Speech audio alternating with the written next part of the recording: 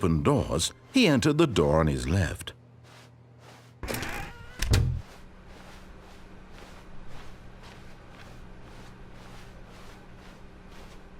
Yet there was not a single person here either. Feeling a wave of disbelief, Stanley decided to go up to his boss's office. Coming to a staircase, Stanley walked upstairs to his boss's office.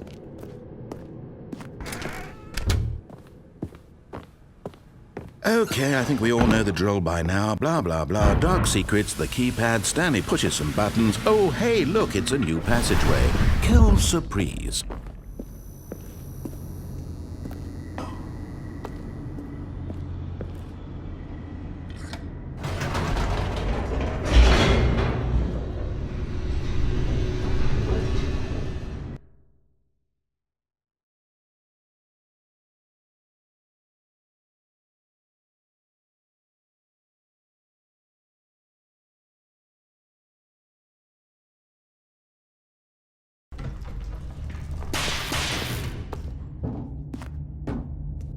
Stanley walked straight ahead through the large door that read Mind Control Facility.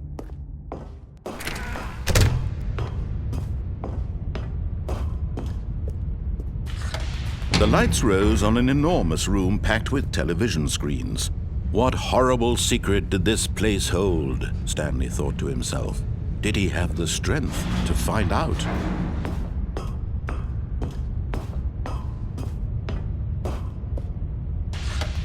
Now the monitors jumped to life, their true nature revealed.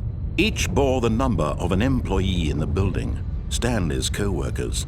The lives of so many individuals reduced to images on a screen, and Stanley, one of them, eternally monitored in this place where freedom meant nothing. This mind control facility, it was too horrible to believe. It couldn't be true. Had Stanley really been under someone's control all this time? Was this the only reason he was happy with his boring job? That his emotions had been manipulated to accept it blindly? No, he refused to believe it. He couldn't accept it. His own life in someone else's control? Never! It was unthinkable, wasn't it?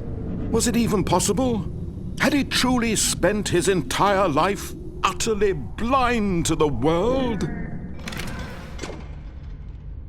But here was the proof, the heart of the operation.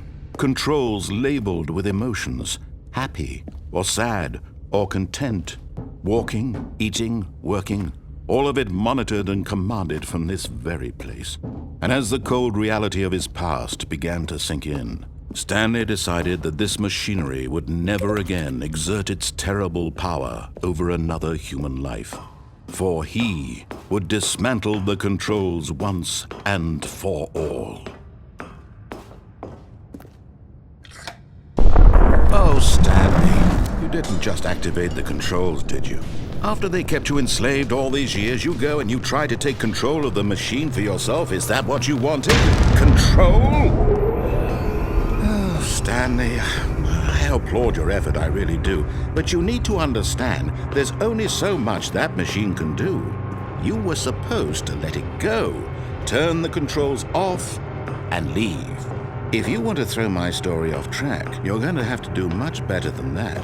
I'm afraid you don't have nearly the power you think you do. For example, and I believe you'll find this pertinent, Stanley suddenly realized he had just initiated the network's emergency detonation system. In the event that this machine is activated without proper DNA identification, nuclear detonators are set to explode, eliminating the entire complex. How long until detonation then? Let's say, 2 minutes. Now this is making things a little more fun, isn't it, Stanley? It's your time to shine. You are the star. It's your story now. Shape it to your heart's desires. Oh, this is much better than what I had in mind. What a shame we have so little time left to enjoy it. Mere moments until the bomb goes off. But what precious moments each one of them is. More time to talk about you, about me, where we're going, what all this means. I barely know where to start. What's that? You'd like to know where your co-workers are? A moment of solace before you're obliterated. All right, I'm in a good mood. You're gonna die anyway. I'll tell you exactly what happened to them. I erased them. I turned off the machine. I set you free. Of course, that was merely in this instance of the story. Sometimes when I tell it, I simply let you sit there in your office forever, pushing buttons endlessly and then dying alone. Other times, I let the office sink into the ground, swallowing everyone inside, or I let it burn to a crisp. I have to say this, though, this version of events has been rather amusing.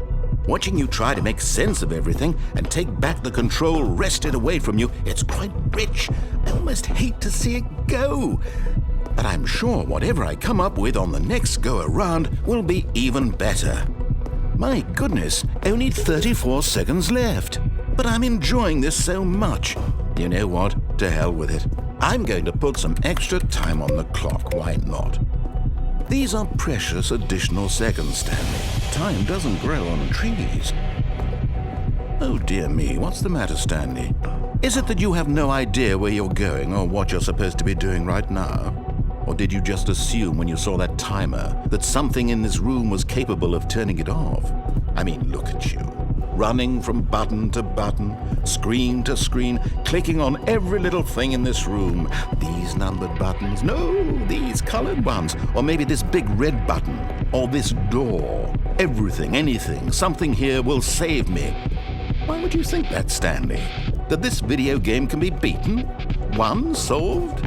Do you have any idea what your purpose in this place is? Stanley, you're in for quite a disappointment. But here's a spoiler for you. That timer isn't a catalyst to keep the action moving along. It's just seconds ticking away to your death.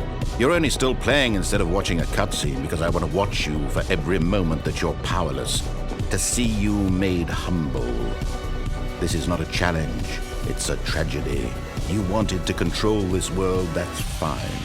But I'm going to destroy it first, so you can't.